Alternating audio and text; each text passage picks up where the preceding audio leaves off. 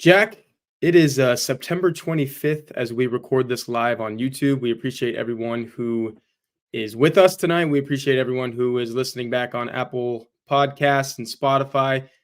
I say it's September 25th because that means we're in the heart of football season, and this is primarily a football show. Hey, Horka, we take football questions and we answer them. But within the last hour or so, something happened with another sport at Notre Dame that is definitely worth talking about it. We're going to spend the first 5 minutes or so talking about that, Jack. And then it is a recruiting win for Micah Shrewsbury and the Notre Dame men's basketball team. You're the expert on this, so we're going to give you the floor. Tell us all about what just happened this evening. Yeah, so tonight was probably the most significant night of the Micah Shrewsbury era so far, and this is definitely the most significant week because Notre Dame also got a commitment from Brady Kaler, a four-star power forward who they believe has NBA potential, on Monday, and they are also I wouldn't say expecting a commitment, but very high hopes on Friday for a shooting guard, or another small forward, but more of a pure shooter in Ryder Frost, who's committing at 4 p.m. But yeah, Jalen Harrelson, a five-star small forward. They see him as kind of a combo guard type who can take some ball handling duties away from Marcus Burton as well as play off the ball. But he's a five-star, the number 13 player in the On3 industry ranking. And I mean, they really fought a battle with Indiana here. And for a long time, Indiana looked like, and Indiana thought they were the favorite. But kind of following it really throughout the whole process, but especially following that visit that he took along with Kaler and Frost, September 7th, ironically the day of the NIU game. So that was a very good day for one program at Notre Dame. But Harrelson really bought into the pitch that Notre Dame is the best place, and Micah Shrewsbury is the best person to develop him into as high of an NBA draft pick as possible. And like I said, while Indiana was confident, like Notre Dame kind of quietly in the background was like, I don't know if Indiana's a favorite. And it turned out they were right, and Harrelson really bought into what Notre Dame was selling. All right, so tell us what this means. It's only year 2 of Micah Shrewsbury, but is this like program altering is more of this going to happen? No, I mean, Notre Dame beating Indiana in a recruiting battle, in-state kid, is massive. Does that happen more? Is this only the beginning? Where do you, I mean, it's so hard to say definitively, but I mean, this has to be a momentum sweller to me anyway. Well, yeah, absolutely. I think the biggest thing from a program standpoint is like, if Harrelson comes to Notre Dame, has an awesome season, because if this goes well, he's going to be here for 1 year. And if he has an awesome season, then like other five stars in the state of Indiana, which is a big point of emphasis for Micah Shrewsbury, and you also have to shout out Ryan Owens, who's the assistant who kind of leads the Indiana recruiting efforts. If it goes well for Harrelson, other five stars in Indiana are like, hey, we can go to Notre Dame too and have this kind of success. And so it's absolutely huge from an on-court standpoint. Like the idea of Harrelson and Marcus Burton, Brandon Ramsey, who does some stuff for On3 and also runs his own Indiana prep site, said like it might not be an exaggeration to say like Notre Dame could have one of the best backcourts in the country in 2025-26 with Harrelson, with Burton, with Braden Shrewsbury, with Sir Muhammad, who's a freshman this season. It's just a very exciting time for Notre Dame men's basketball. And we'll see just how much better they are on the court this year, but they will be better. And this is really looking like a transformative recruiting class. So I cover the women's basketball team, and this is commonplace. The top 15 recruit. I think in Hannah Hidalgo's class, they had 3 top 20 players. I mean, it was unheard of. But it's just, to me, it's awesome that this is happening for the men now. Yeah. Because my entire time here, I'm going on a handful of years here now covering Notre Dame. It was always, okay, the women are going to get the big recruit. They're going to be good because of it. I mean, the injury bug has hit, and I mean, Sweet 16 has been their ceiling because of that. But if they stay healthy, they're like Elite 8, Final Four caliber. Not saying that about Notre Dame's men's basketball yet. Obviously, they just want to make the tournament. But I mean, that's why I was getting at that big picture question. If Notre Dame men's basketball can also get to a point of regularly being in the second week of the tournament, like flirting with the Final Four, That would be incredible. And I feel like this is like the start of that. Yeah, and I think like it was so hard to watch Notre Dame men's basketball last season, but you kind of had to see the forest through the trees because guys like Marcus Burton and Braden Shrewsbury and Tay Davis were freshmen and sophomores then, and they're playing all the minutes. They're having to do the scoring. Tay Davis was guarding their best defender the whole time. They have to be the guys, and then what you see like 1, 2, 3 years down the line, like those three guys are going to be juniors and seniors, and all these talented players like Jalen Harrelson are coming in, and I think they're going to work well together. I like last year, like Mark with Glass just said, like it was the start of a rebuild, and it was often tough. It was often tough to watch, but I think to see the forest through the trees was to be like, these are the guys who are going to really lay the foundation, and guys like Harrelson are going to take it to the next level. Yeah, and if you can get a guy like Harrelson coming off of that rebound year, like Jack, you just said it was tough to watch. He watched it. I mean, it was in the middle of his recruitment, like the most influential year in his recruitment. And he's like, you know what?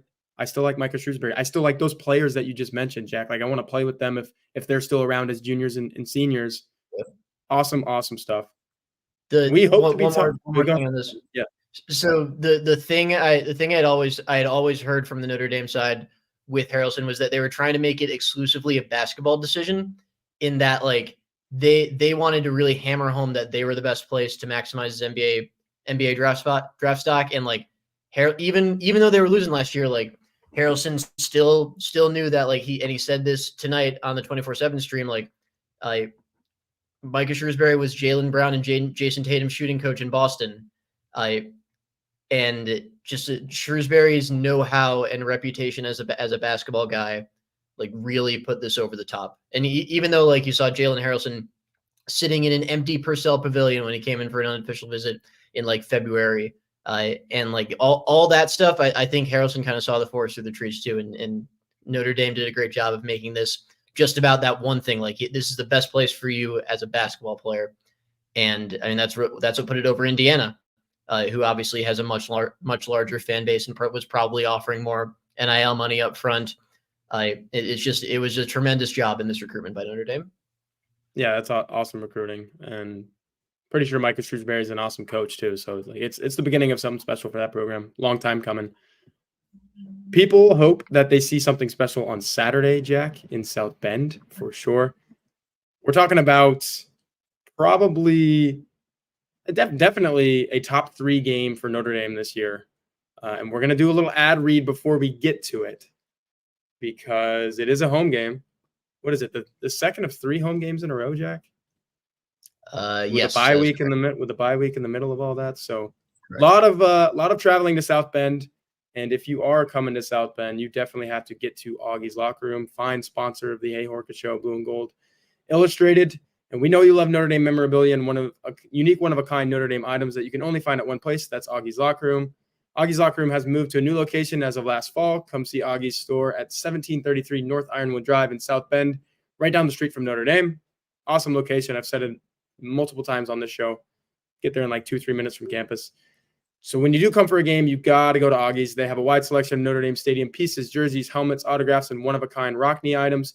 You can find exclusive Joe Montana signed items and famous sculptor Jerry McKenna's replicas of the bronze statues around the stadium.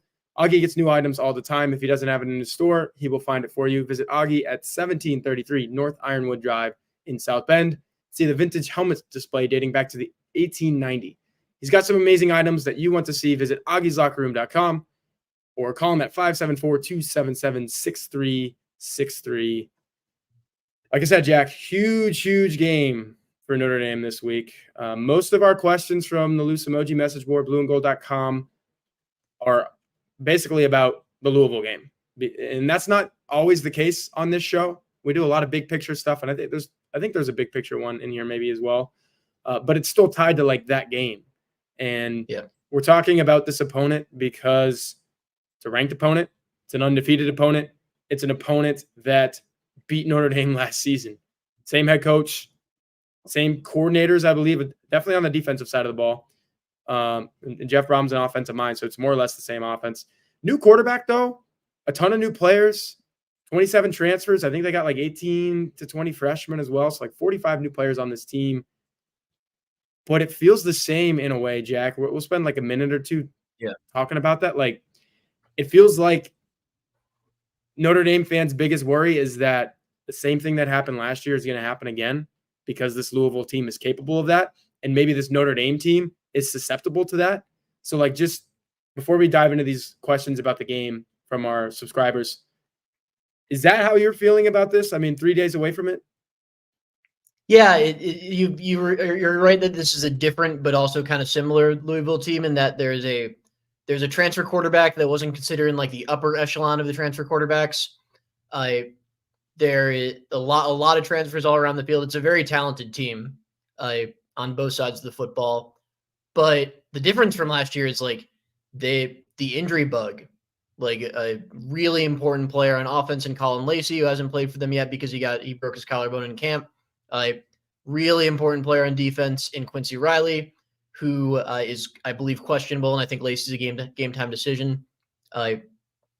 So yeah, and I think it really sets the course for the rest of the season, right? It's you either go into the bye week, thinking, all right, we fix whatever problems cause us to lose to NIU. We can spend the next 2 weeks really trying to get this passing game on a roll, and we can still accomplish all the goals we set out to. Or you head into the bye week thinking we need to reconsider what our goals for the season were. So it's that kind of pivotal game for the Irish. Perfect segue. First question is from DCWFLYCA, common poster on this show. What's the fallout if Notre Dame loses to Louisville? And I didn't have room for all of what he said on this little, if you're watching the YouTube, the little thing that pops up here. He kind of framed it in a context with Marcus Freeman. Like, is his seat warm right now, or does it get hot? Is it, neutral and it gets warm? We'll talk about that. But what's the narrative if the Irish win? Like, are we talking college football playoff? Are we talking 11-1? That like they should go 11-1 if they win this game. I mean, we said that after the Texas A&M game, so we have to dive into that. But let's start with the first one, Jack. If Notre Dame loses, how are you feeling about Marcus Freeman? How are you feeling about this season? Are you thinking 10-2? How they lose matters for sure.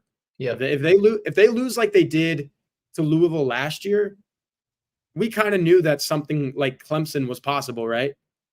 And that would probably be possible against like Georgia Tech or I don't know, Florida State, even if they figured out they didn't look good in that win against Cal. They finally got a win, but they did not look good. So you're probably thinking USC for sure. So yeah, let's talk about that. Notre Dame loses. How are you feeling about Marcus Freeman? How are you feeling about this 2024 Notre Dame football season? I mean, if they lose, my first reaction is they're not who we thought they were. Because I mean, we sort of thought that after NIU, but then we're like, all right, it's possible they just lost their minds for a week. If they win, then we can kind of inch closer into that narrative. But if they lose, it's like, I mean, Louisville's a good team. They're not like Ohio State last year. They're a team that you should beat at Notre Dame Stadium with the talent that we believe this team has. So the college football playoff is out the window if you lose this game, in my opinion. If you lose, you probably have to reconsider what you're doing at the quarterback position over the bye, and debate if you want to kind of look towards the future at that spot. We obviously can't talk about specifics until it actually happens, but you do need to have that conversation. And like I said, you need to reevaluate what your goals for the rest of the season are, because we talked about college football playoff or bust. If you lose this game, that dream is dead less than halfway through the season.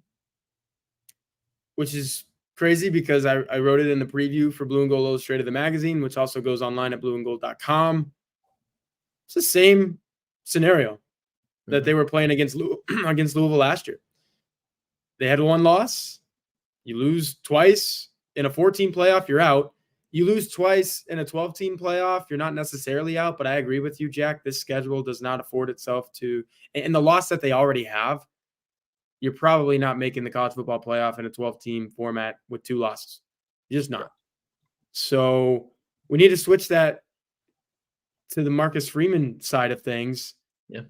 This was a playoff team, right, Jack? Like on August 25th, we were sitting here thinking, not is Notre Dame going to make the playoff, but are they going to be a hosting team 5 through 8, or are they going to be 9 through 12 and go somewhere? If this team loses to Louisville and that's it, and that's the reason they don't get in the college football playoff, listen, if they lose to Louisville, I'm definitely saying 9-3. I don't know if it's 8-4, but I'm saying 9-3 if they lose this game. I think I would say 9-3 as well if they lose. This was not supposed to be a 9-3 football team. With this veteran quarterback, 2 great coordinators, All-Americans galore on the defensive side of the ball. Offensive side of the ball, you think you have one of the best running backs in the country. I do too. Jarian Price could start at a lot of places as well. Receiving core, but like you were supposed to win in spite of that. Yeah. And Marcus Freeman was supposed to win in spite of that. How are you feeling about Marcus Freeman if Notre Dame loses this game? Not great. And you have questions about because again, like losing this game would cause you to reconsider like how talented you thought this team was, which would give questions about his roster building, obviously his ability to evaluate the quarterback position. It's how you can prepare your team for big games. Like if you're not up for this game, like I don't know what to tell you. But yeah, I think like we should be having most of this conversation like after he actually loses. So like shifting to if the Irish win, like you're not thinking they're all the way back, because you still have to have it in the back of your mind that a performance like NIU is always possible. But you're thinking, all right, you go into the bye week and you have a chance to really dive into some of the stuff that's been kind of harming the team in the early going. And you're also again Notre Dame can't do this because they did after the A&M game and it cost them. But us as reporters and you guys as fans are looking at the schedule saying, okay, Stanford, Georgia Tech, Navy. I mean, the service academies are low key pretty good this year, but Notre Dame shouldn't lose to them. A terrible Florida State team, and then Virginia, and then Army up all the way until USC. So you're looking at that and thinking, all right, we weathered the storm of NIU. We're good. Obviously, again, you have to keep it in the back of your mind that NIU is always possible. But the narrative is they figured this out. So Andy Wright at 819 said, how many losses would Notre Dame need to have to officially move on from Leonard?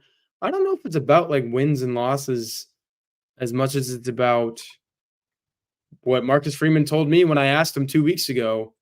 Hey, like, what are your parameters for moving on? And it's moving the football, scoring touchdowns, winning football games. So it is partly about like wins and losses, but it's not like Notre Dame loses this game, they're automatically done. If Notre Dame loses 34-31 and Leonard looked good, like we're going to be talking about how Al Golden's group didn't rise up, and we're talking later in the show, probably got ran through. That's the only way that I see that happening in this game, unless Ja'Cory Brooks just goes crazy.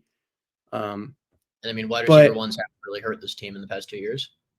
Yeah, exactly. I mean, it's a great passing defense. So for me, like Jack, I think that, just to go back to Andy's question here, like Notre Dame is so, and the coaches, this goes for Marcus Freeman, this goes for Mike Denbrock, they really believe in Riley Leonard. And like what they saw against Miami, Ohio, 300 yards, 3 touchdowns, they're like, what do you people? I genuinely believe in the coach's office, they are thinking, what are these fans and any of the media that's saying Riley Leonard needs to go? What are they thinking? I think they're actually talking about that, like in the coach's meeting room. You believe that as well? Yeah, it especially because like again, we talked about it like personally after the game. Like after Leonard missed those 2 bunnies early, there was nothing he could have possibly done to change public opinion. Just absolutely nothing. But if you can look past those, and I know it's hard, I know there were bad misses, but he really showed signs of progress the rest of the game. And we'll talk about this a little bit more later in the show. I'm sure, but the downfield passing game looked much better. And if you subscribe to blueandgold.com, which you definitely should, you'd see Mike Singer's message board post from earlier today saying like he's kind of carried those signs into this week of practice. So it's also like it often saddens me to see comments like that almost read as kind of hopeful, because like just the anger that that a section of this fan base has for Riley Leonard is crazy. Right? I get NIU is unacceptable, but man, just the ferocity with which some of, especially it's been less bad on the message board, like in YouTube comments and on Twitter. It's at a bad point at the moment. But I mean, this game's really a turning point for Riley, isn't it? Either you win and Riley probably has a decent amount to do with that, or you lose and Riley probably has a decent amount to do with that. And you're either heading into the bye week thinking I got 2 weeks to improve, or you're heading to the bye week thinking I don't know if I'm going to keep my job. So it's a very important week. And the scary part about that, Jack, is it was Louisville who was Sam Hartman's like kryptonite, his bugaboo, right? Like he couldn't play against them. Not only could he not win against them, he just couldn't play against them. We saw that live in that game last year. 5 turnovers. Mm-hmm. By the way, it's crazy. Like going back to research that game in preparation for this one, he had 5 turnovers, 3 picks, 2 INTs. I don't think anyone was calling for his job. And this goes back to your point about the ferocious hate. I called it puzzling polarity. Like some people are in our camp, and like I've been hard on Leonard, but I also see him for what he is. Like he has run for all these touchdowns. Like that's helping Notre Dame win these games. I'm a Steve Angeli guy, and I don't think that Notre Dame would have been beating Purdue 42-0 at halftime if Steve Angeli played the first half of that football game. I just don't. Riley Leonard ran all over Purdue. Steve Angeli's not doing that. I don't know if he's throwing all over Purdue to the tune of 42 points. So just like the hate that he's gotten, kind of crazy. But getting back to the Louisville thing, I'm trying to pull up his game logs, but that's probably too much work for me right now. He's 0-2, right? And like hasn't played well against Louisville. Is that the case, Jack? Leonard numbers? Yeah. So the first game against Louisville was his freshman year, and he played a decent amount. He didn't start that, but he did not start. His junior year, that was the injured Leonard who was like the really injured Leonard, who was a complete shell of him, like even more of a shell of himself than he was early in the season. Yeah, that's right. Like he couldn't do anything once they brought him back from that injury he suffered against Notre Dame. But yes, the numbers are going to be bad from that Louisville game. And I think that was the second game that he came back from. He played Florida State, and then he played Louisville. In the Louisville game, he was like, "I'm shutting it down. I can't play." So take those numbers with a huge grain of salt, because they're not. He's going to be motivated to do something he's never done against Louisville, but it's not like he's ever been in a position like he is at Notre Dame to go and beat the Cardinals. So let's move on to a really interesting one from our friend JRP3 at the message board.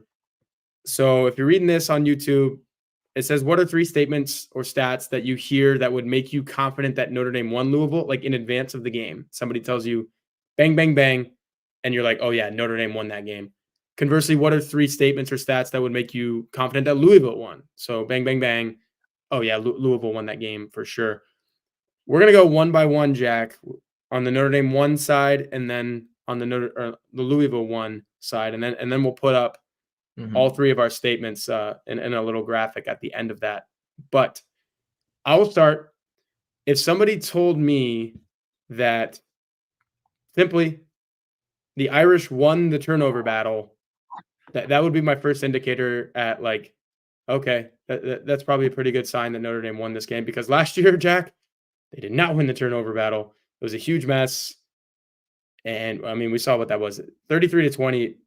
The score was not as close. The game was not as close as that score suggested. And I think that turning the ball over had a huge thing to do with it. I honestly think that it's pinned up on the bulletin board in the Goog this week. Like, hey, take care of the football. Remember when they made Audric Estime? Was that last year or was it the year before, Jack? Walk around campus with the with the football in his hand and people were like punching it out. Is that last year or the year before? I don't remember. I want to say the year before, because the year before is when Okay. he really had the fumbling issues, right? Okay. Yeah, that's right. Yeah, he fumbled against Stanford. And big reason they lost that game. So yeah, like I don't know if they're doing that, but take care of the football. That's number one for me. They need to win the turnover battle if they're going to win. Yeah, absolutely. Do you want to move on to number one for me, or just kind of go rapid fire? Yeah. Just Okay. yeah, you go one. So, And we'll go quick through them though. yeah. Number one for me, if I saw the stat Notre Dame wins, Leonard pressured on less than a quarter or less of his dropbacks. Kind of pointing back to that Louisville game, like Sam Hartman per PFF kept clean 27 dropbacks, under pressure 18 dropbacks. That is a lot of pressure. And an underrated part of that performance from the Notre Dame offense last week was that, like, even watching back the film, it was even more pronounced. Like they protected him really well, and he had a lot of clean pockets to work with. And to his credit, he did a nice job moving in those pockets and not bailing from those pockets and stepping up and finding receivers downfield. And my worry with Leonard is that if he faces that much pressure, he'll kind of revert to what we saw in weeks 1 through 3, which is like his instinct is ducking his head down and running at even when the pocket is clean, because he assumes it won't be. So if Notre Dame can keep Leonard clean 3/4 of the time or more, I feel pretty confident that they're going to win this game. Yeah, I like that one for sure. You sent me these ahead of time, and I was like, Jack got into this. I like it. Really good stuff. Here's a simple one for me. And I just feel like it's something obviously that we haven't seen yet. And if it does happen and everything else that he's done happens too, namely running the ball, Notre Dame's going to win this game. It's Riley Leonard throws for 2 touchdown passes. He throws for multiple touchdown passes in this game and gives you one on the ground and gives you, it's not just like the scores on the ground, Jack. It's the, holy cow, he's going to run for a first down whenever he wants. I mean, he had one 100-yard rushing game at Duke, and he was known as a runner. He's had 2 in the last 2 weeks at Notre Dame. If he does that, he gives you 2 touchdown passes. I like Notre Dame's odds of winning the game. My second one is Louisville rushing for under 4 sack-adjusted yards per carry, because I don't have a lot of confidence, especially if Lacey does not play. Because if Lacey doesn't play, their only like really legit receiving target is Ja'Cory Brooks, and teams predicated around one really good wide receiver don't typically do well against the Irish because of the presence of Benjamin Morrison and Christian Gray now. So the only way I think Louisville really moves the ball in this Notre Dame team, which really applies to most teams, is by running it. And if Notre Dame stops the run, I think they win the game. I like that for sure. Kind of on the other side of that, something that didn't happen for Notre Dame last year, didn't run for anything in this game. And I don't know what the sack-adjusted rushing yards were, because Sam Hartman went down a few times, but the end total was 44 rushing yards, and that was so severely below Notre Dame's average. I think Notre Dame averaged 197 yards per game against teams not named Louisville, and that's with sacks included, factored into that, 44 against the Cardinals. So if the Irish run for 200 yards in this game, and I'd be willing to lower that to like 150, somewhere in there, 150 to 200 plus for sure. I think we look at this and say, oh yeah, Notre Dame got them, because Notre Dame was moving the ball on the ground, getting into the red zone, probably scoring touchdowns, putting points on the board. Notre Dame's got to run the ball to win this game. If you told me after the game that Notre Dame does not make any mistakes on special teams, I'd say 100% they win against Louisville, because I am deeply concerned that the Irish will outplay the Cardinals, but special teams tomfoolery, we will put it nicely, cost them. We saw the botched snap on the field goal. I saw the block in the back onto a Helmaka. I'm just begging special teams players and all over football to understand that the worst thing you can possibly do is hold or block in the back. It happens all the time, and it's like, just let him go. If he tackles the guy at the spot, it's better than a hold or a block in the back. It's just very frustrating when you see that. I'm sure it's even more frustrating for Notre Dame. And then, of course, what was the third special teams mishap? Oh yeah, the muff punt. That was the first one that happened. If Notre Dame gets through this game without any special teams mistakes, I think they're talented enough to beat this Louisville team on the strength of their offense and defense. Just don't mess up on the third phase, and I think they win. All right, we're gonna throw all these up at once here in four different segments here. Yep. So again, the question was: you hear three statements before the game that tells you Notre Dame is going to win. Mine were the Irish win the turnover battle, Riley Leonard throws 2 touchdown passes, and the Irish rush for 200-plus yards. Jack hears the same thing, 3 statements, Notre Dame's going to win. He said Riley Leonard was pressured on less than 1/4 of his dropbacks. Louisville rushed for 4 sack-adjusted yards per carry, less than that. And Notre Dame played a clean game on special teams. Now you hear 3 statements that tell you Notre Dame is going to lose the game. I say that, we haven't done that yet. I'm getting over my skis. So if you saw that, if you have a photographic memory, you already know what I'm going to say. But here is my first one. And some of these are like piggyback, but it's different sides of the ball. So I said that if Notre Dame rushes for 200 yards, they'll probably win the game.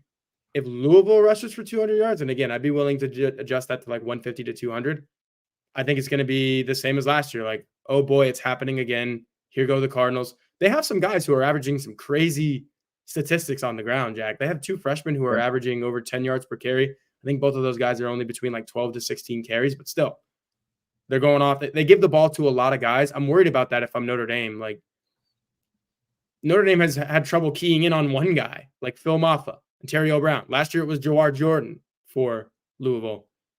What's going to happen when they throw like 3-4 guys at him? We're going to see. But if Louisville rushes for, in that number 150 to 200, I'd be thinking, oh no, it's happening again. Notre Dame might lose this game.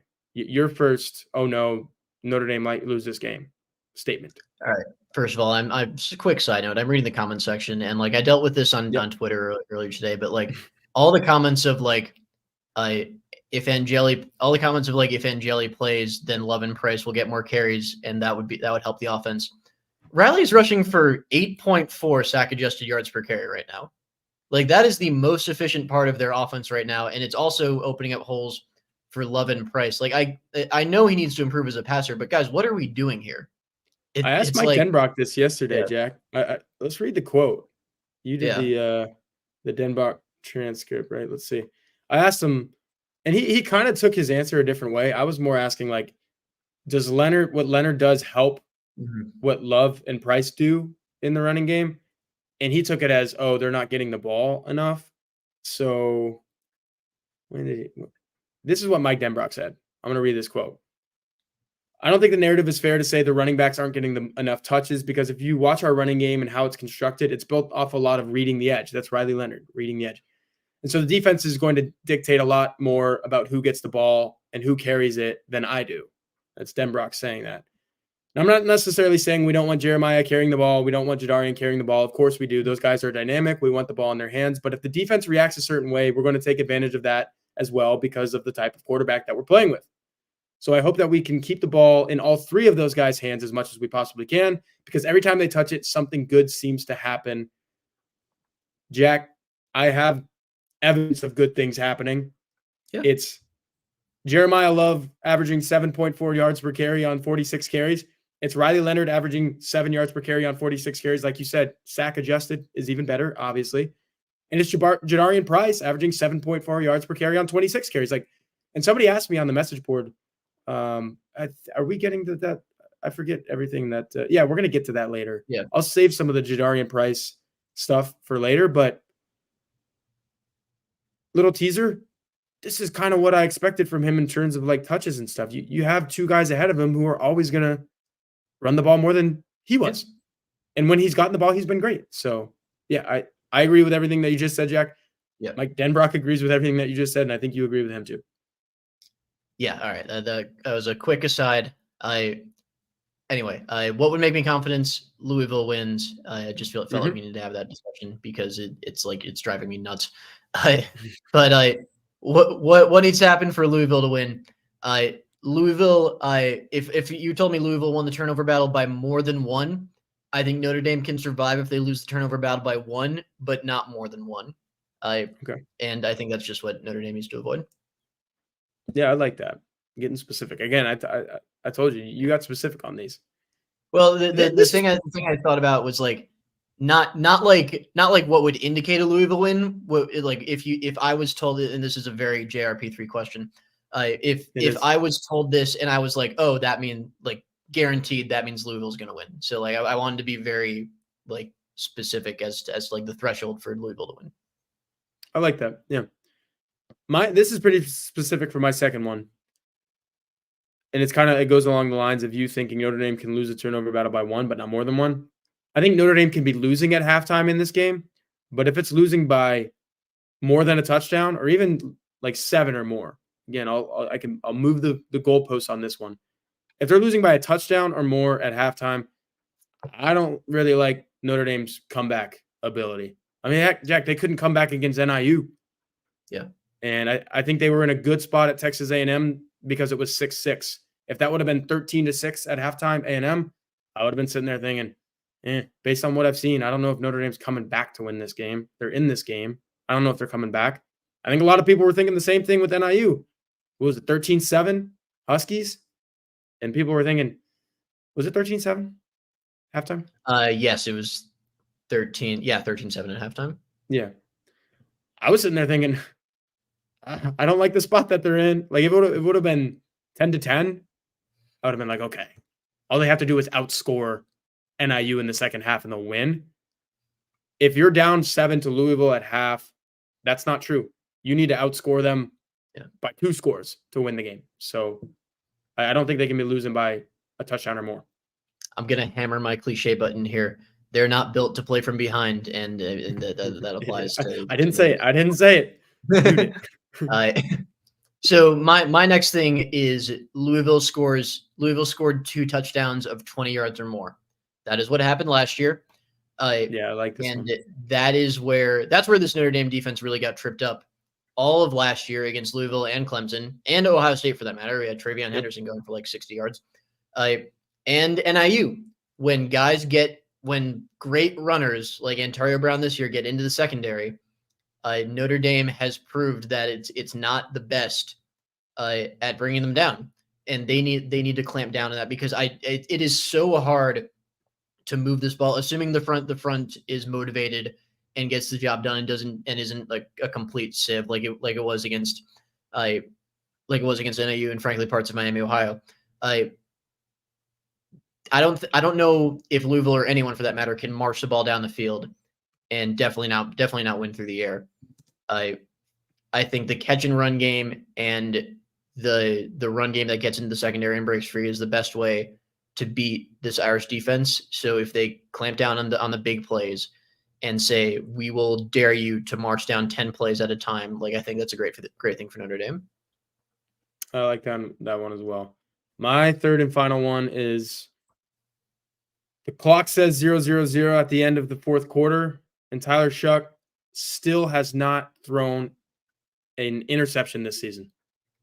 Because I went into last year's game, Jack, thinking this Jack Plummer guy is bad. Xavier Watts is going to get him. Benjamin Morrison's going to get him. Somebody's going to pick this guy off. Didn't happen. And I think that's a big reason Notre Dame lost that game because Sam Hartman got picked off 3 times. And Louisville's, I'll say it, suspect quarterback took care of the football. He wasn't great in that game. 17-24, 145 yards, 1 touchdown. But he didn't have any picks.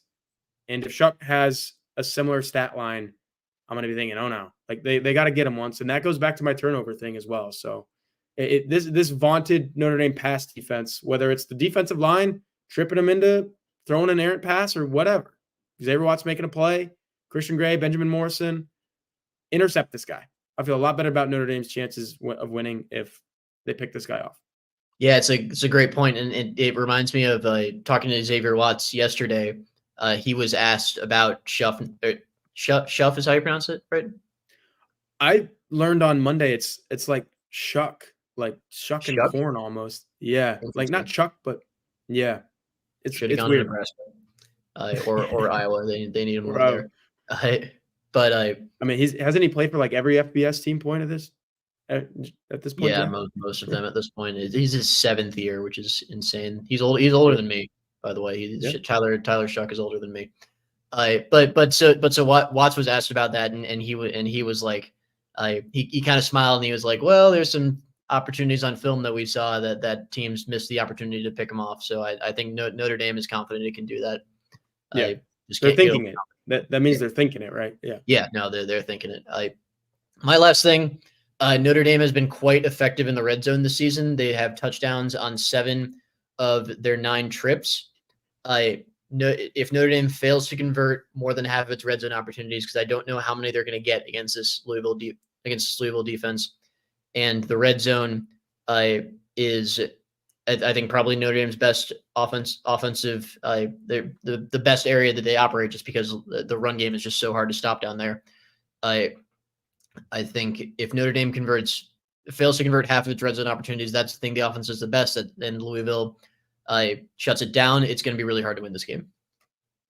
All right, wrapping this segment up, we're going to throw up all of our picks here on these statements. So if you tell me these 3 things before the game, I'm thinking, okay, Notre Dame lost the game. Louisville runs for 200+ yards. Cards are leading by at least a touchdown at halftime. And it's end of game. Tyler Shuck has still not thrown an interception.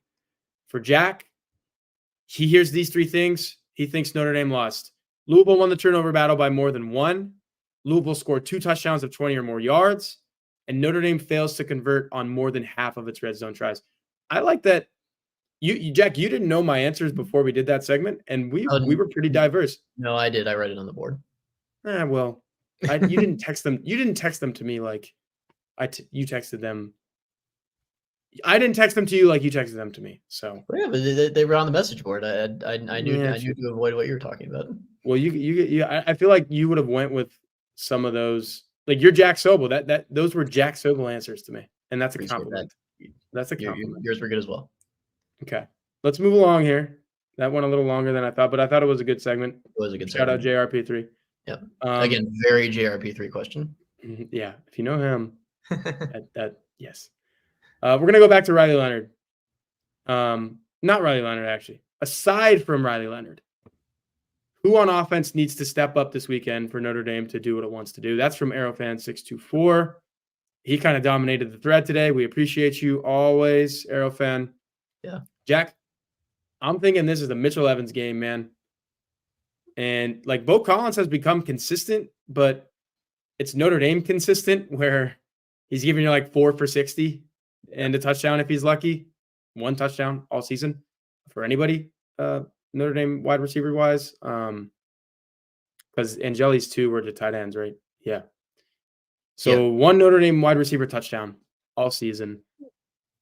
It's Mitch Evans time, man. And I got a different question in the Hey Horka thread about Mitch Evans. Like, hey, what's going on with him? And I meant to look up his game log from last year, so I'll do it right now. But in the meantime, I'll tell you, he got off to a slow start last year, and he was completely healthy. This year, he's coming back from a knee injury. And as a tight end, I think that's incredibly tough to come back from because you're blocking, you're cutting, like total utility. Like tight ends will be the first ones to tell you, right, Jack? Like we're the utility guys. We do everything. It's true to an extent. Last year, 0 catches, 0 yards in the season opener against Navy, 4 for 61 against Tennessee State. North Carolina State, NC State, 1 for 2. That was the Holden Stays game. So then he breaks out in the big, like you said it earlier, Jack, this isn't Ohio State because Louisville's just not on that program magnitude, if you will. But this at this stage of the season, it's almost to the day. I think it's 5 days apart from last year. Notre Dame played Ohio State on September 23rd. This is September 28th. It's Mitch Evans time to me. And in that game, he went for 7 for 75 against his home state team. Very next game, 6 for 34 against Duke, 4 for 71 and a touchdown against Louisville. I think even coming back from the injury, Mitch Evans is going to say, hey, Bo Collins, you're doing great. Keep doing that. but I'm going to do what I do now, and we're going to be a different passing team because of that. So I got Mitch Evans, the guy that needs to step up, and I think he will. Yeah, I think he will too. And I'm not gonna lie, like if you're complaining and sounding the alarm about Mitchell Evans' numbers right now, like what are we doing here? Like there are so many things to worry about before the guy who's playing like probably about 50%, maybe less of the snaps this season, and being super productive on money downs when he's been in there. Like what are we doing here? So I think he's going to play a lot, and I think he's going to have a good day. I'm going to go with the offensive line, and I'm going to keep this short and sweet because I talked about this earlier. If Leonard can operate in clean pockets today, I think he builds on the Miami performance. If he's under constant duress, I think I worry for Leonard and for Notre Dame that he kind of reverts back to weeks 1 through 3 form.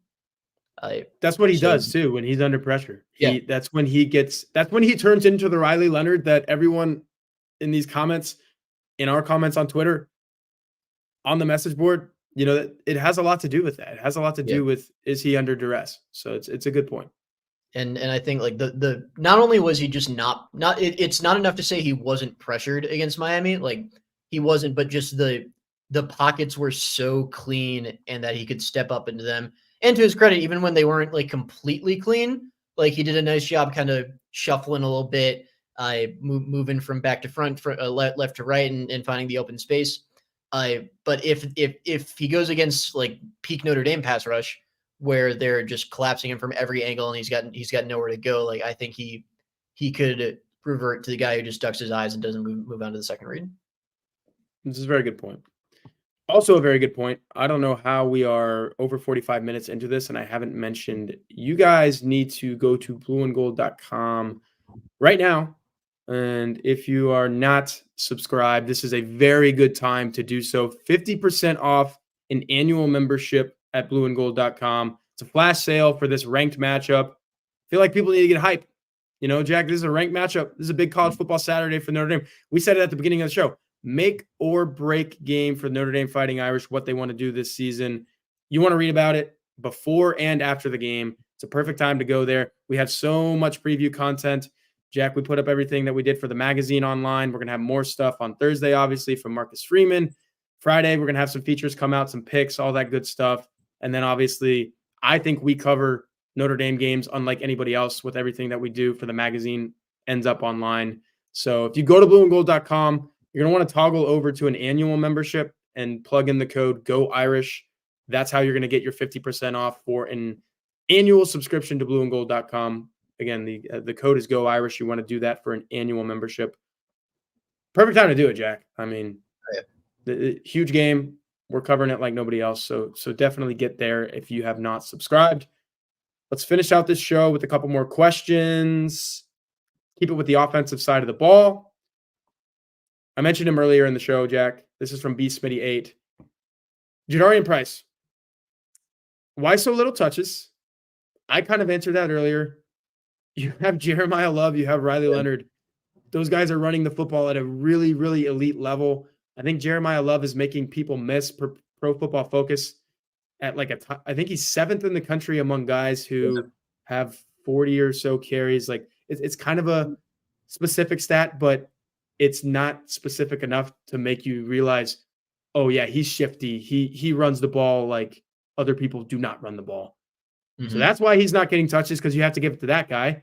And then Jack, I'll let you talk on this point, because I know you feel strongly about it, and you kind of conveyed that earlier.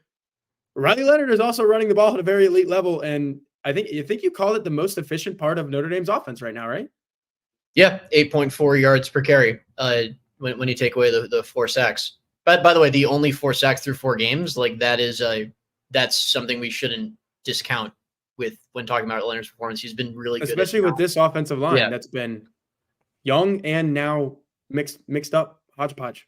Yeah, and like, I mean, that's like Price is a good player, but he's been the third most effective runner on the team. And I think like when Price can bounce it outside and get into the open field, like he's awesome. He's electric. And he made 2 of the best tacklers in Notre Dame's schedule in Tarian York for A&M and Dylan Thiedemann for Purdue, like look ridiculous.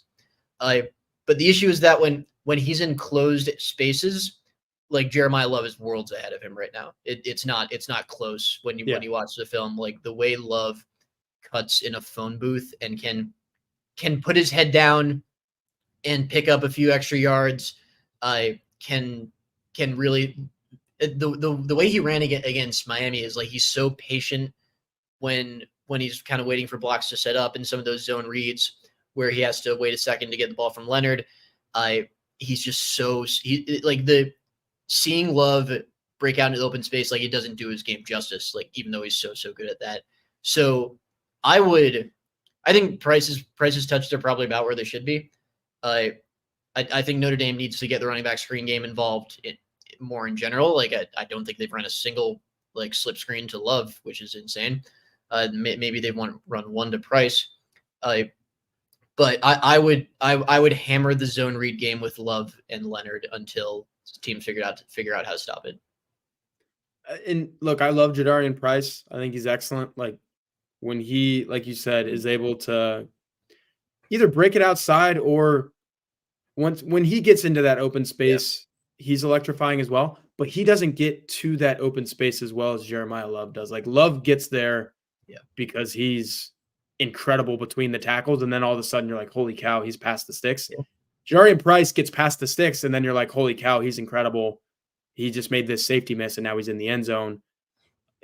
I say all that to say he's a little feast or famine.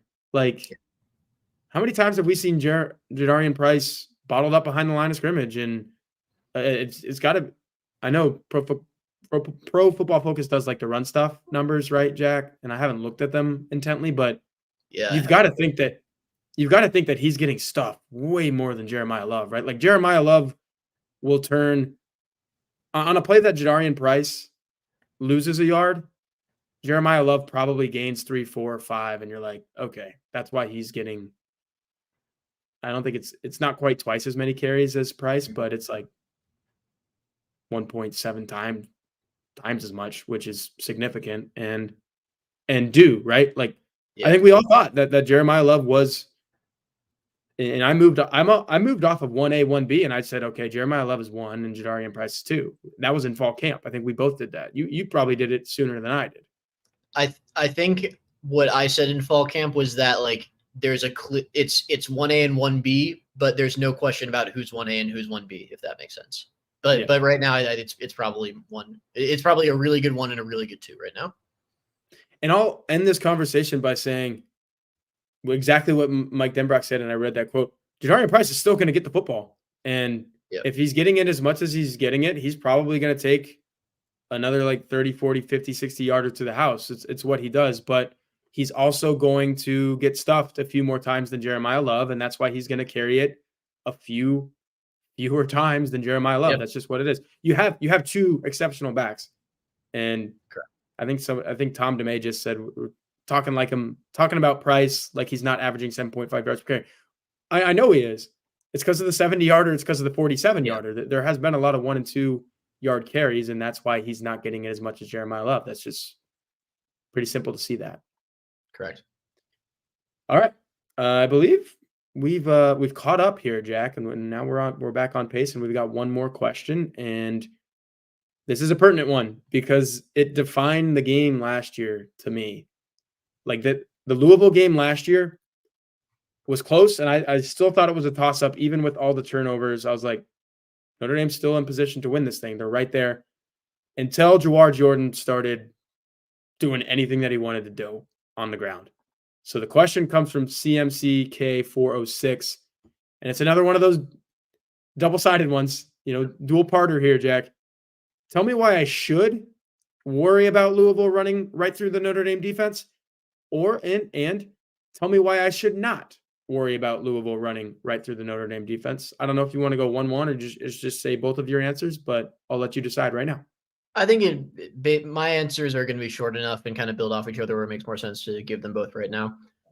Why you should not is because when this Notre Dame front 7 shows up to play, they're excellent at getting pushed into the backfield and not getting pushed back, at beating their blockers, at blowing up pulling guards. They're really good at that. Why you should is because they don't always show up like they should. And they didn't against Louisville. They didn't against NIU. They, to some extent, didn't against Miami, Ohio. They allowed 5.8 sack. I hate the word sack adjusted, but we have to do it because they count sacks against rushing yards. But So 5.8. Jack, one quick thing on that. Yeah. I was at a wedding this past weekend for my best friend, so I was watching the game from home with my stepdad, and I think it was NBC like put up a graphic, and my stepdad was like, "There's no way Miami, Ohio only has, I think it was 22 yards at the time." He's like, "I've seen them run for at least 30 or 35." And I was like, "Remember that 14-yard sack where the ball went 14 yards the other way and Miami, Ohio recovered it? That went against their rushing yards." So, yeah, I totally agree with you. It's stupid, but we have to do it. But kind of finishing up the point, it's like, yeah, like we saw against Purdue, like they're capable of shutting teams down, but they don't always play like it. So that's kind of the should and should not. I guess, tell me why you should worry about Louisville running right through Notre Dame. I said it earlier. They've got some good running backs again. Like, they got some guys that worry you, and Al Golden knows about them. He was asked about them. I'm not going to rattle off all their names. Go to ESPN or Sports Reference, whatever. You see it, and you'll see the guys, and you're like, oh, man, that guy could probably hurt not just Notre Dame, but a lot of defenses. That's why you worry, because Louisville is I view Louisville as just like a hard-nosed running team with Jeff Brom, and that's what they want to do. And he said it in his press conferences all the time. That's what they want to do. But why I'm not worried, I don't think Al Golden is going to get punked by the same team 2 years in a row. And it's not just Al Golden. It goes back to what you said. It's the guys that Al Golden's coaching. It's the minds coming together from the top down. The DC telling the D-line, the linebackers, the safeties even, like, hey, these guys did this to us last year. Let's not let that happen again. You know, we're Notre Dame, whatever you have to say. All those things, like, we're Notre Dame, they're Louisville. I don't know if you say that. Like, say, hey, what happened last year can't happen again. And it's not going to happen again. And we're going to play like we should. And that kind of goes along with your reasoning, right, Jack? Like, yeah, Notre Dame should be able to show up and play Notre Dame defense. And you should be much better off than you were against the same team like last year, this year. Yeah, I think so too. And I mean, that's a great point, and it really kind of encapsulates how I feel about this whole team right now. Like, this is a prideful group. We saw it with how they just dismantled Purdue coming off one of the worst losses in team history. Like, this is kind of why I picked, like, in our magazine, I'm debating whether or not to kind of shorten up the score right now, but like, I picked Notre Dame by 2 touchdowns to win this game because it kind of reminds me of heading into USC last year, where we saw what USC did to Notre Dame in 22. They put together their heads to stop what was the main reason for that, which was Caleb Williams. And they just showed up and showed out. And I feel just the gut feeling that's going to happen again, that they won't let themselves lose to Louisville twice, that we'll see some real improvement from the passing game, and the defense is just going to allow, it's just going to allow Jack. So since you said it, and obviously you're not shying away from making your pick public, I pulled it up. You had Notre Dame for the magazine. This was before we saw Miami, Ohio, clarifying that. So about a week ago, you made this pick. You had Notre Dame 24, Louisville 10, and you're still pretty confident that you might kind of stick with that, right? Yeah, I've been going back and forth. I know, like, the national sentiment is like this game shouldn't be, like, Louisville should be favored. I've seen some national. Yeah, I saw a CBS video. Yeah, I was a little surprised by that, honestly. Yeah, I mean, I get not believing Notre Dame right now. Like, again, this team lost to NIU, and like we say, like, we think that's a blip, but like we can't completely look past it. But I think this team really gets up for this game, and especially the defense, especially like this is a very prideful defense. Like, with how many veterans they have. Howard Cross is a prideful dude. Jack Kaiser's a prideful dude. Xavier Watts, I think, has really taken command of the secondary, and he's not going to let missed tackles happen. He in particular, by the way, has been much better tackler this year. Absolutely. He's earning himself some money this year, Jack. That's why he came back. I know he only has the one pick, but like, Xavier Watts has been genuinely fantastic this year. Yes. but I think they're gonna really show up and show out, especially on defense. So I'll end this segment, this entire podcast, this video with in the same picks that I sent in last week. I had Notre Dame 23, Louisville 17. And if I were to go, like, if I were either widen that margin or condense it, I think I would widen it. Yeah. And it's crazy to say that because Notre Dame didn't look great against Miami, Ohio. And it was another sky is falling type weekend, wasn't it, Jack? We've heard way too much in the last 4 days. But I genuinely think Riley Leonard found a little something in the passing game.